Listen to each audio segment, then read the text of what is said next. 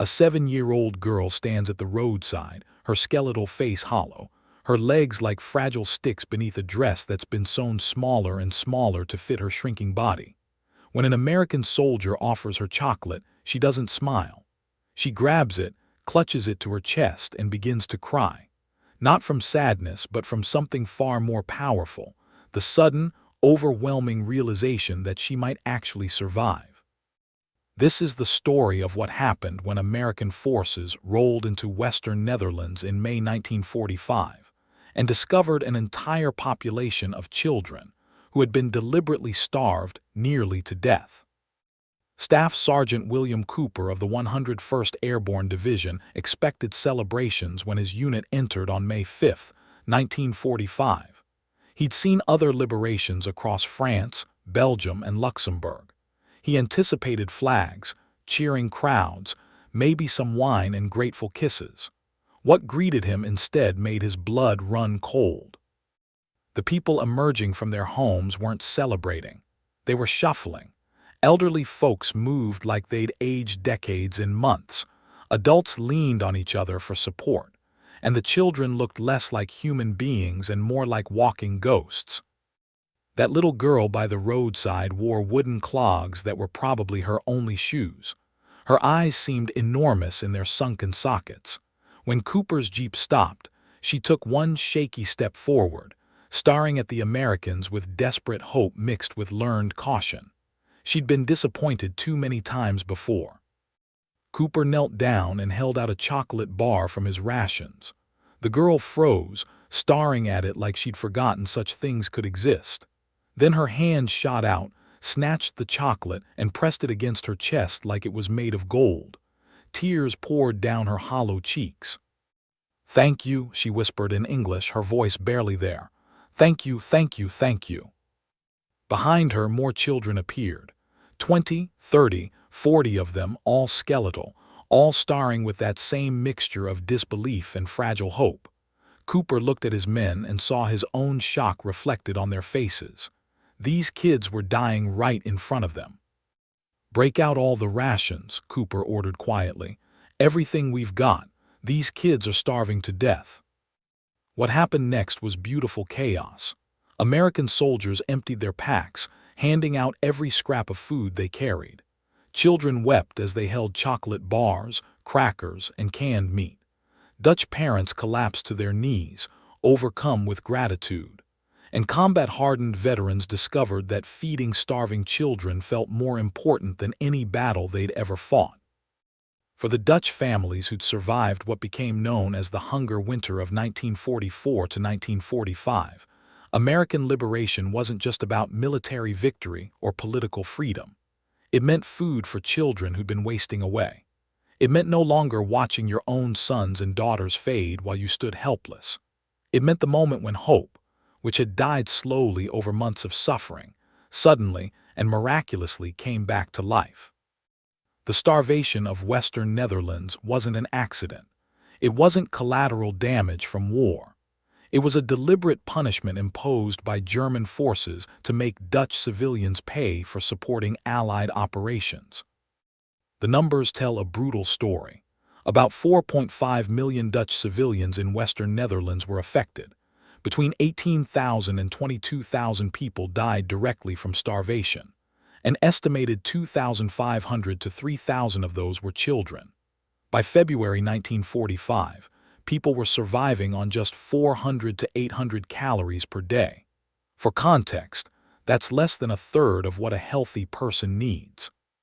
Food distribution stopped completely for weeks at a time, and fuel for heating, gone by January. The crisis started in September 1944. The Dutch government in exile called for a railway strike to help Allied forces after the failed Operation Market Garden. German authorities retaliated by cutting off all food supplies to Western Netherlands, the most densely populated part of the country. The timing couldn't have been worse. The embargo hit just as winter approached, exactly when people needed stored harvest food to survive the cold months.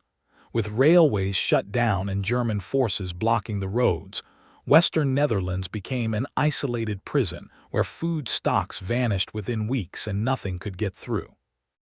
German occupation authorities showed calculated indifference to Dutch suffering. Requests for relief were ignored.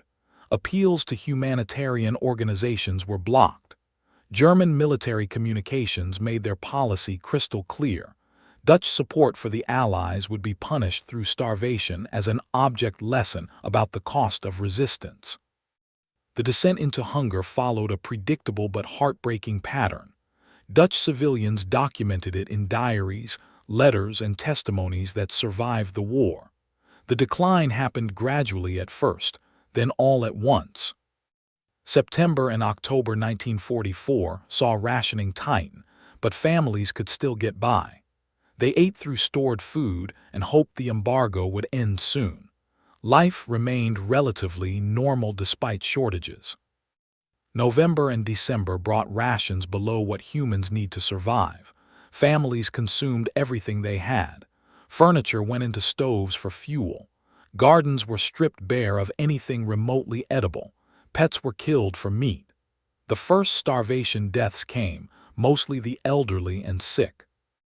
January through March 1945 brought full catastrophe. Ration distribution became unpredictable, then stopped entirely for weeks. Families boiled tulip bulbs, which were toxic but provided a few calories. Sugar beets, normally fed to livestock, became treasured food. Deaths accelerated dramatically.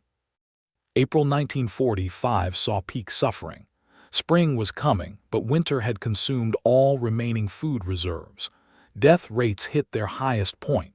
Parents watched their children waste away, unable to provide even the tiniest bit of nutrition. Mass graves were dug for starvation victims. Entire communities teetered on the edge of collapse. The psychological torture of watching children starve appears in countless testimonies. Parents describe the agony of having nothing to feed hungry kids, of seeing them grow weaker each day, of making impossible choices about dividing inadequate food among multiple mouths. The despair was absolute. Your children were dying and you couldn't save them. Anna, a mother of 3 in Amsterdam, wrote in her diary in March 1945, "Today, my youngest asked for bread. I had none. She cried, then stopped crying because she's too weak to cry for long. She's 7 years old and weighs perhaps 30 pounds. I watch her dying and can do nothing. If Americans don't come soon, she won't survive. None of them will. I pray to God for food, but God seems as far away as the Americans." Children suffered the most during the hunger winter because growing bodies need nutrition that simply wasn't there. Dutch doctors documented the physiological effects even under impossible conditions. The symptoms followed a predictable path: initial weight loss, then muscle wasting, then swelling from protein deficiency, then organ failures that came before death. Children's bodies consumed their own tissues just to keep basic functions going. Their immune systems collapsed, leaving them vulnerable to diseases that would normally be minor. Schools that stayed open became exhibitions of horror. Teachers reported children fainting from hunger during lessons. Some kids were too weak to walk to school. Others fell asleep at their desks because conserving energy mattered more than learning. The few teachers who still had food shared tiny portions with students who looked closest to death. Doctor, a pediatrician in Rotterdam who treated starving children throughout the crisis, documented the medical reality. By March 1945, I was seeing children in conditions I'd only read about in textbooks on famine: kwashiorkor, marasmus, severe vitamin deficiencies causing blindness and bone problems.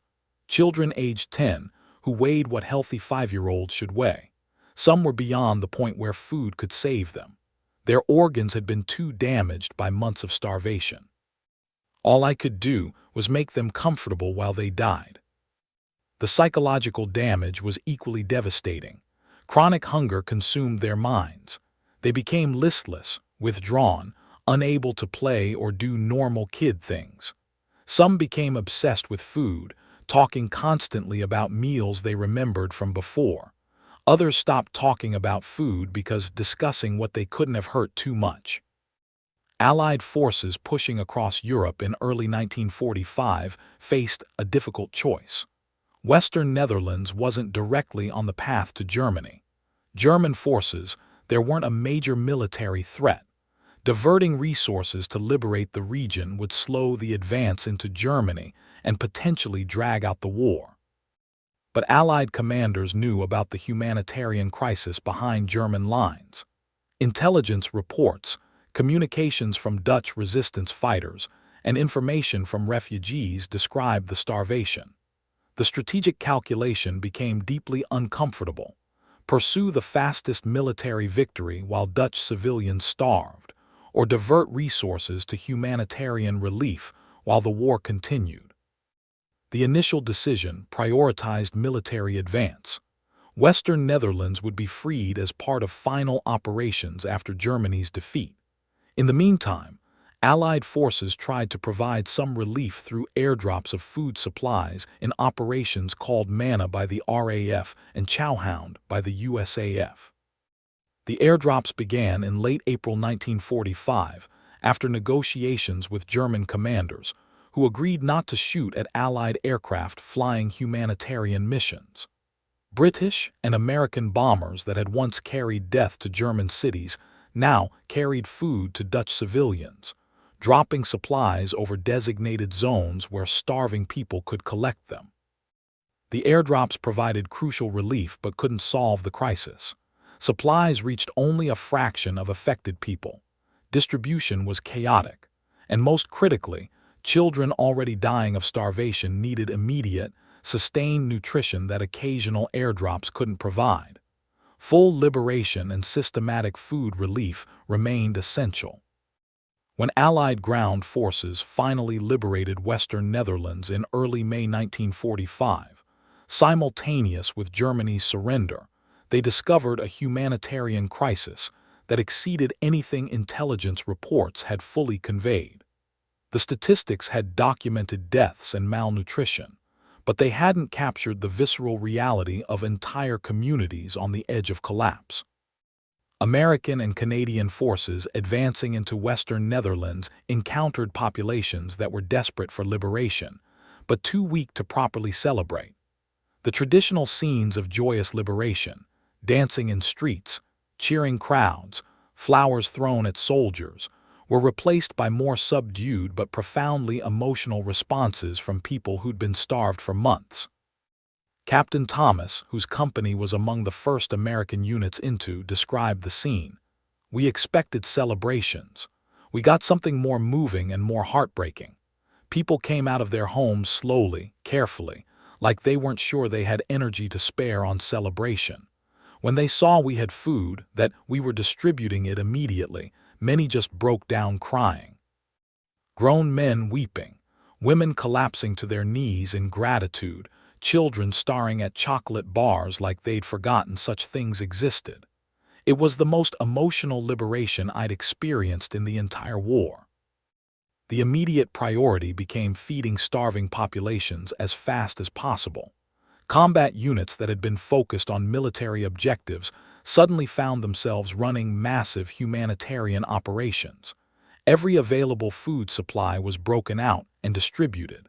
Field kitchens prepared meals nonstop. Medical personnel sorted the most severely malnourished for urgent treatment. American soldiers who participated in feeding operations in the Netherlands experienced the work as among the most meaningful of their entire military service. They'd fought across Europe, won battles, defeated German forces. But feeding Dutch children who were starving to death felt more significant than any combat victory. The soldiers' response went beyond following orders or completing missions. They gave away personal supplies, shared their own rations, spent off-duty time playing with Dutch children and helping families. The humanitarian work became a personal investment in helping people they'd come to care about. Private First Class Eugene Henderson wrote to his family in Massachusetts in May 1945, "We're feeding Dutch families who haven't had real food in months. The children cry when you give them chocolate, not because they're sad, but because they're so grateful they can't contain the emotion. Yesterday, a little girl gave me a flower she'd picked. It was the only thing she had to give, and she wanted me to have it because I'd given her food. I cried. I'm not ashamed to admit it. This is why we fought the war, so children like her could have flowers instead of starvation. The connections formed between American soldiers and Dutch civilians were immediate and deep. The Netherlands was a Western European nation with cultural similarities to America, democratic traditions, and populations that spoke some English. The connection came easier and more naturally than in some other liberated territories. Dutch families opened their homes to American soldiers, sharing what little they had recovered. Americans responded with food, supplies, and friendship. Children followed American soldiers everywhere, practicing English, asking about America, showing them around recovered towns. The relationships went beyond military occupation to become genuine cross-cultural friendships. Physical recovery for Dutch children from severe malnutrition required months of careful nutrition and medical care. Bodies that had been systematically starved couldn't simply go back to normal when food became available. The rehabilitation process was gradual, supervised, and often complicated by medical issues resulting from prolonged deprivation. American and Allied medical personnel set up specialized clinics for treating childhood malnutrition. The facilities provided supervised feeding, vitamin supplements, treatment for diseases that had flourished during starvation periods, and monitoring for complications. The care was comprehensive and represented a significant commitment of medical resources to the civilian population. The psychological recovery was equally important and equally complex. Children who'd spent months or years living with chronic hunger, watching people die of starvation, and experiencing the terror of not knowing if they'd survive needed more than just food. They needed safety, stability, and time to process trauma. Allied personnel organized schools, recreation programs, and activities designed to help Dutch children begin recovering normal childhood experiences. American soldiers played baseball with Dutch kids, taught them American songs, organized games and events. The activities were more than entertainment. They were psychological rehabilitation through normal childhood experiences. The story of Dutch civilians breaking down when American soldiers saved their children was never primarily about military strategy or political liberation. It was about the most basic human obligation: feeding hungry children, and what happens when nations with resources choose to use those resources for humanitarian purposes rather than exclusively military objectives. The American soldiers who broke out their rations and fed starving Dutch children weren't following orders or completing missions. Most were actually violating regulations about conserving military supplies. They were making moral choices to prioritize human suffering over logistical efficiency, deciding that feeding dying children mattered more than maintaining supply reserves for combat units. The Dutch civilians who broke down crying when Americans arrived with food weren't celebrating political liberation or military victory. They were experiencing the overwhelming relief of parents who'd watched their children dying of starvation and suddenly, miraculously, had food to give them. The tears were about life and death at the most fundamental level. Children who would live instead of die because strangers with resources chose to share them. The liberation of the Netherlands demonstrated that victory could mean more than defeating armies. It could mean saving children from starvation. It could mean demonstrating that democratic societies valued human life enough to mobilize massive resources for humanitarian purposes. It could mean creating bonds between nations that would last generations, because one nation remembered that another nation had saved its children when they were dying. For the Dutch children who survived hunger winter because American soldiers gave them food, the experience shaped their entire understanding of what America represented. They grew up knowing that Americans had saved them, that democratic societies could be both militarily powerful and deeply compassionate, that enemies could become liberators who cared whether children lived or died. And for American soldiers who participated in feeding operations, the experience provided meaning that went beyond military service. They'd helped win a war, but more importantly, they'd saved children's lives. They'd been part of something that demonstrated humanity's capacity for compassion, even amid total war's brutality. The skeletal children in wooden clogs who'd stared at chocolate bars like they were miracles, who'd cried because strangers were kind to them, who'd experienced hope returning after months of despair, they lived. They grew up healthy. They raised their own children in prosperity and peace.